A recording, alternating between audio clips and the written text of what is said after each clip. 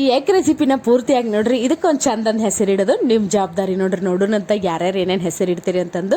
ಈಗ ಒಂದು 3 ಟೊಮೆಟೊನ ತೊಗೊಂಡು ನೋಡ್ರಿ. ನಾನು ಸಣ್ಣಗೆ ಹೆಚ್ಕೊಂಡು ಒಂದು 4ರಿಂದ 5 ಹಸಿಮೆಣಸಿನ್ಕಾಯಿ, 1 ಇಂಚಷ್ಟು ಅಲ್ಲ, 1-2 ಗಡ್ಡಿ ಬೆಳ್ಳುಳ್ಳಿ ಹಾಕೊಂಡು, ಧನಿಯಾ ಕಾಳು ಹಾಕೊಂಡು, ಕೊತ್ತಂಬರಿ ಹಾಕೊಂಡು ಚಂದಗೆ ರುಬ್ಕೊಂಬಂದಿನಿ ನೋಡ್ರಿ.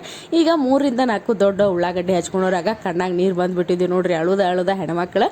ಈಗ ನೋಡ್ರಿ ನಾನು ಒಗ್ಗರ್ನಿಗೆ ಸಾಸಿವೆ ಜೀರಿಗೆ ಏನು ಹಾಕೊಂಡಿಲ್ಲ, ಬರೀ ಕರಿಬೇವು ಅಷ್ಟು ಹಾಕೊಂಡು ಇಷ್ಟು ಉಳ್ಳಾಗಡ್ಡಿ ಹಾಕೊಂಡು ಚಂದಗೆ ಫ್ರೈ ಮಾಡಿಕೊಂಡು ನಾವೇನು ರುಬ್ಕೊಂಡಿದ್ವಲ್ರಿ ಆ ಮಸಾಲಾನ ಹಾಕಿ ಈಗ ಕಲರ್ ಚೇಂಜ್ ಆಗೋವರೆಗೂ ಒಂದು ಸ್ವಲ್ಪ ಫ್ರೈ ಮಾಡ್ಕೋಬೇಕ್ರಿ.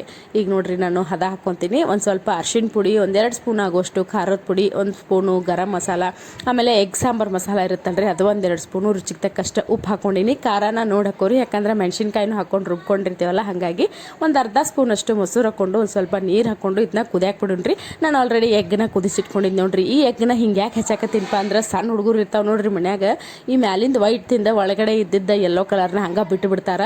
ಅದಕ್ಕೆ ಹಿಂಗೆ ಮಾಡಿಕೊಟ್ರೆ ಏನು ತೆಗಿತಾರ್ರಿ ಅವ್ರು. ಅದಕ್ಕೆ ಆಮೇಲೆ ಮತ್ತು ಮನ್ಯಾಗ ಮಂದಿ ಭಾಳ ಇದ್ದು ಎಗ್ ಕಡಿಮೆ ಇದ್ದಾಗೂ ಈ ರೆಸಿಪಿ ಭಾಳ ಹೆಲ್ಪ್ಫುಲ್ ಆಗುತ್ತೆ ನೋಡ್ರಿ, ಹಿಂಗೆ ಹಚ್ಚಿ ಮಾಡೋದ್ರಲ್ಲಿದ್ದ. ಈಗ ನಾವೇನು ಎಗ್ ಕಟ್ ಮಾಡಿ ಇಟ್ಕೊಂಡಿದ್ವಲ್ರಿ ಅದನ್ನು ಇದ್ರೊಳಗೆ ಹಾಕೊಂಡು ಒಂದು 5 ನಿಮಿಷ ಕುದಿಸ್ಕೊಂಡು ಮೇಲೆ ಒಂದು ಸ್ವಲ್ಪ ಕಸೂರಿ ಮೇಥಿ ಮತ್ತು ಸಣ್ಣಗೆ ಹೆಚ್ಚಿದ ಕೊತ್ತಂಬರಿ ಉದುರಿಸ್ಕೊಂಡ್ಬಿಟ್ರೆ ಮಸ್ತ್ ನಂಗೆ ಎಗ್ ರೆಸಿಪಿ ರೆಡಿ ಆಯ್ತು ನೋಡ್ರಿ. ನೀವು ಒಮ್ಮೆ ಟ್ರೈ ಮಾಡಿರಿ, ಆಮೇಲೆ ನಂಗೆ ಕಮೆಂಟ್ ಮಾಡಿರಿ. ನಾನು ಇದಕ್ಕೆ ಪರೋಟ ಮಾಡ್ಕೊಂಡಿದ್ದೆ, ಚಪಾತಿ, ರೊಟ್ಟಿ, ಅನ್ನಕ್ಕಂತೂ ಭಾರಿ ಬೆಸ್ಟ್ ಆಗುತ್ತೆ.